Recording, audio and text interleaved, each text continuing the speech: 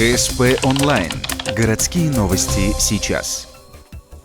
Пятница, 12:00, спорткомплекс «Буревестник». 10-е всероссийское соревнование по зимнему полиатлону. Сегодняшний вид – силовые упражнения. Отжимания для женщин и подтягивания на перекладине для мужчин. Перед тем, как приступить к выполнению упражнений, спортсмены обрабатывают ладони порошком с цветочным названием магнезия, чтобы руки не скользили. Еще одна особенность: за полиатлонистом наблюдают 3 судьи. Один смотрит за техникой выполнения. Если спортсмен раскачивается на перекладине, то упражнение не засчитывается. Другие 2 ведут счет и фиксируют время. К нам едут спортсмены для чего? Потому что, выступая на первенствах, чемпионатах, они там завоевывают призовые места, кубки, грамоты и тому подобное.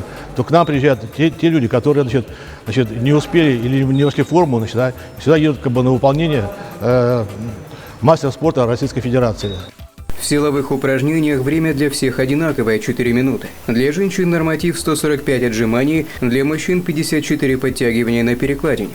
Попробовать свои силы собрались 34 спортсмена. Это гости из Башкирии, Омской области и Сургута. Но, как показывает практика, самая большая и сильная команда – это местные спортсмены. Например, 20-летняя ухтинка Полина Кузнецова. Девушка поясняет, сначала ее мечтой были лыжи. Этому виду спорта она отдала 10 лет. Вообще, изначально я пошла в лыжи, потому что в моем городе особо выбора не было, куда идти. В институте я пошла в полиатлон, так как всю жизнь посвятила спорту, то и надо было идти в спорт, а не куда-то в другое, развиваться дальше. Как поясняет Полина, теперь она занимается не только любимыми лыжами, но еще и силовыми упражнениями и стрельбой. В этих видах спорта полиатлонисты посоревнуются 9 и 10 апреля.